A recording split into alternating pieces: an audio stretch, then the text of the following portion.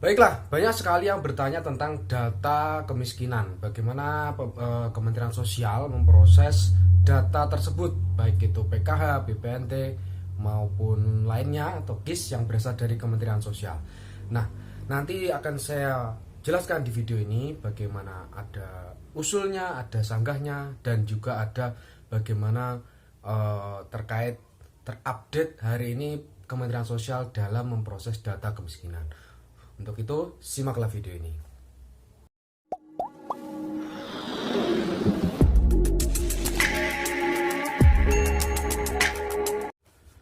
Baik, assalamualaikum warahmatullahi wabarakatuh. Kembali lagi ke channel saya Aziz Querido Official ya, channel yang bahas informasi bantuan sosial, khususnya program Keluarga Harapan, bantuan pangan non tunai, dan tentunya berasal dari Kementerian Sosial Republik Indonesia.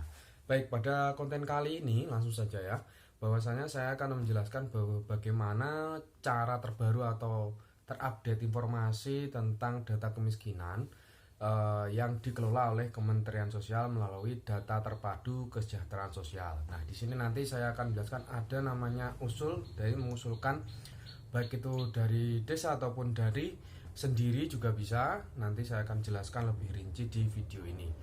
Dan tentunya selalu dukung channel ini yaitu dengan apa? Dengan subscribe, tentunya nyalakan tombol loncengnya ya, sehingga menerima notifikasi ketika saya mengupload video. Tentunya like, komen bagi yang bingung atau yang bertanya ya terkait informasi bansos, sehingga nanti bisa bertukar informasi dengan saya seperti itu. Baik, bagaimana sobat sosial pagi ini? Moga-moga tetap sehat selalu, dilancarkan rezekinya, dan tentunya bisa melaksanakan kegiatan dengan lancar tanpa ada halangan suatu apapun seperti itu.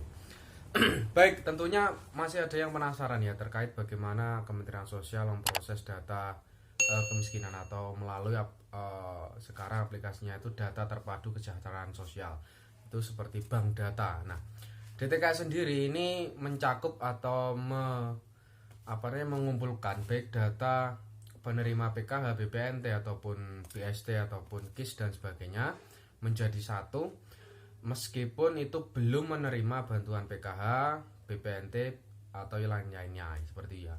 Jadi masuk data seluruh secara global data kemiskinan, dan nantinya ini akan menjadi urutan atau mungkin selanjutnya akan menerima bantuan seperti itu.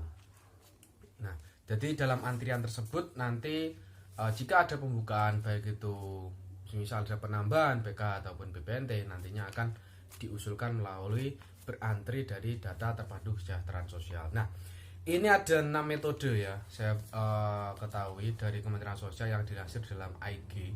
Nah, mungkin nanti akan saya jelaskan lebih rinci bagaimana biar paham, karena kita melihat informasi di DTKS kalau kita memang tidak terjun itu ada pertanyaan-pertanyaan yang mungkin nanti timbul seperti itu. Nah, pertama seperti ini, ada namanya usulan daerah. Nah, usulan daerah yang memuat dinamika data kependudukan terkait warga meninggal, pindah alamat ataupun pindah segmen. Nah, artinya Kementerian Sosial sendiri sekarang setiap bulan itu ada namanya update data dari yang dilakukan oleh desa melalui aplikasi SIG-NG.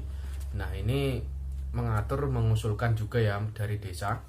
Nah, jadi desa itu merekap atau melaporkan bagaimana yang sudah meninggal, pindah alamat dan sebagainya, dan nantinya mengusulkan penerima bantuan sosial seperti itu, atau dimasukkan dalam data terpadu kesejahteraan sosial melalui aplikasi SIG-NG seperti itu. Nah, biasanya ini juga melalui musdes atau musyawarah desa atau musyawarah kelurahan. Nah, nantinya ini bisa dilakukan desa, dan nantinya ini akan diajukan ke atau dimasukkan ke aplikasi SIG-NG jika memang terpenuhi dalam musyawarah desa atau musyawarah kelurahan. Nah, ini akhirnya dimasukkan antrian untuk dimasukkan dalam data terpadu kesejahteraan sosial. Nah, jika sudah masuk meninggal itu tadi kita sisihkan, kita bangun lagi, kita usulkan lagi, kita hapus, sehingga setiap bulan itu update seperti itu. Terus yang kedua ada namanya fitur usul sanggah melalui aplikasi cek bansos ya. Ini aplikasi cek bansos ini yaitu masyarakat ini bisa berkesempatan untuk mendaftarkan sendiri. Nah, artinya di sini ada namanya fiturnya. Nanti saya berikan foto tentang aplikasinya. Nah, itu nanti bisa mengisi mendaftarkan dulu melalui email atau sebagainya, memasukkan NIK, dan nanti di situ ada mengusulkan semisal tetangga ataupun keluarga yang mungkin pantas menerima bantuan sosial bisa diusulkan. Di situ ada formnya, ada alamatnya, nanti mengisi tentang keluarga, kondisi keluarga seperti itu ya. Dan juga menyanggah memang kalau tetangga semisal sudah mampu tapi menerima bansos, ini juga bisa. Nanti bisa dicek di aplikasi tersebut. Nah, mungkin kalau mau bertanya bisa konsultasi di bawah nanti seperti itu ya. Jadi nanti bisa usul, bisa sanggah, nah seperti itu jelas.